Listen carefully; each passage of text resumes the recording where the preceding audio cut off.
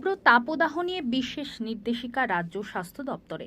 যেভাবে প্রত্যেকটি দিন গরমের পারদ বাড়ছে তা নিয়ে উদ্বিগ্ন রাজ্যের স্বাস্থ্য দপ্তর, যার ফলে বিশেষ নির্দেশিকা রাজ্য সরকারের পক্ষ থেকে বিভিন্ন জেলাতে।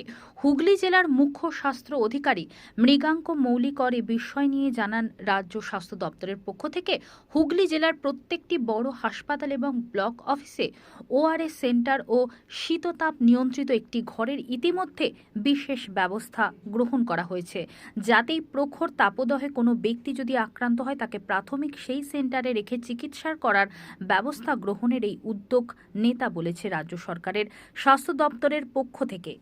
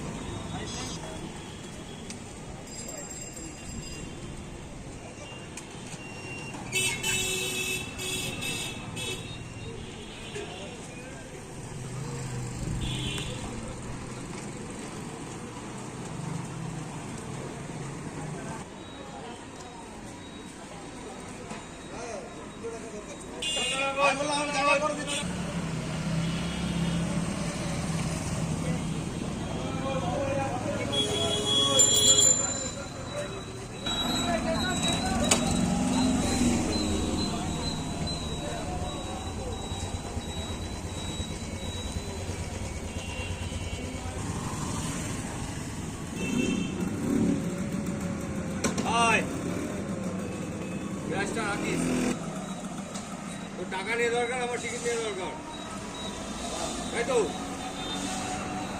হ্যাঁ, তাপদাহ বাড়ছে যেভাবে স্বাস্থ্য দপ্তর থেকে কোনো নির্দেশিকা বিভিন্ন জেলায় পাঠানো হয়েছে, এই জেলায় নিয়ে কি পাঠানো হয়েছে? হ্যাঁ, যেটা হচ্ছে যে এখন অস্বাভাবিকভাবে আমাদের বছরের এই সময়টা তাপমাত্রা কিন্তু খুব বেড়ে গেছে এবং আমাদের মেটাল ডিপার্টমেন্টের যা আভাস তাতে কিন্তু আগামী 4-5 দিন এই তাপমাত্রা কিন্তু এরকম দাবদাহ চলতে থাকবে। গত সপ্তাহেই আমাদের স্বাস্থ্য ভবন থেকে নির্দেশিকা জারি হয়েছে এবং গভর্নমেন্ট অফ ইন্ডিয়া থেকেও নির্দেশিকা জারি হয়েছে কি করণীয় এবং কি করবেন না, সেগুলো আমরা প্রতিটি আমাদের ব্লক হাসপাতাল এবং আমাদের সেকেন্ডারি এবং টারশারি হাসপাতালে আমরা পাঠিয়ে দিয়েছি। তার মধ্যে বড় একটি ইম্পর্টেন্ট নির্দেশিকা এসছে, যেখানে সবাইকে বলা হচ্ছে যখন গরমে বেরোবেন তারা কিন্তু ছাতা বা টুপি ব্যবহার করবেন।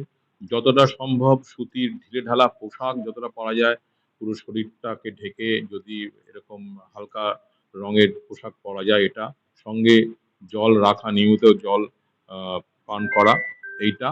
আর হচ্ছে যদি কারোর কোনো অসুবিধা হয়, যে অসুবিধা কি হতে পারে, মাথা ঘুরতে পারে, অজ্ঞান হয়ে পড়ে যেতে পারে, গা হাত পা বমি বমি করতে পারে, গা হাত পা ব্যথা, অজ্ঞান হয়ে পড়ে গেলেন, ঝিমুনি, এগুলি হয় উপসর্গ হিট স্ট্রোকের।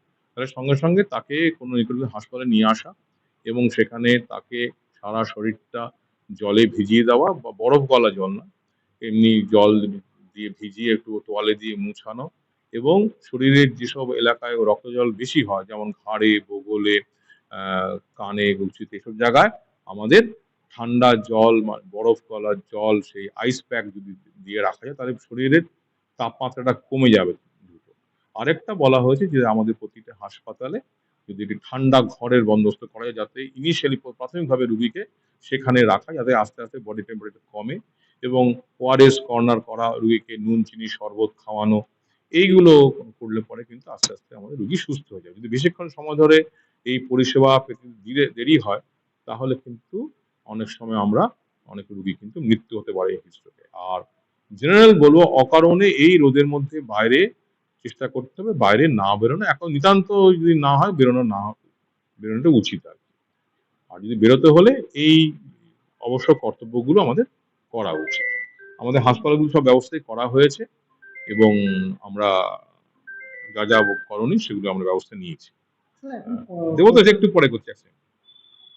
স্যার এখন কটা জেলায় কটা হসপিটালে এই ব্যবস্থা করা হচ্ছে? আমাদের তো এখানে ডিস্ট্রিক্ট হসপিটাল এবং এসডি বা এসডিএইচ মিলে 4টি হসপিটাল আছে, সব জায়গাতেই এই ব্যবস্থাগুলো আছে। আমাদের চুঁচুড়া ডিস্ট্রিক্ট হসপিটাল, চন্দননগর, উত্তরপাড়া এবং শ্রীরামপুর ওয়ালসে সব জায়গাতে এগুলি ব্যবস্থা করা হয়েছে এবং আমাদের আরামবাগ মেডিকেল কলেজেও এই ব্যবস্থাটা করা হয়েছে। সেখানে রুম রাখা হয়েছে নির্দিষ্ট এবং সেখানে ওআরএস কর্নার ব্যবস্থা করা আছে। গেলে আমাদের যদি কোনো রোগী আসেন আমাদের অসুবিধা হবে না কিছু। স্যার যেটা প্রত্যন্ত গ্রামীণ এলাকা সেখানে ব্লকে সেখানে ব্লক হাসপাতালের ব্যবস্থা আছে, সেখানে তারা রুগী নিয়ে এলে আমার সব বিমসকে বলা আছে, সেখানে তারা দ্রুত বন্দোবস্ত করে যা চিকিৎসা করা চিকিৎসা করতে পারে।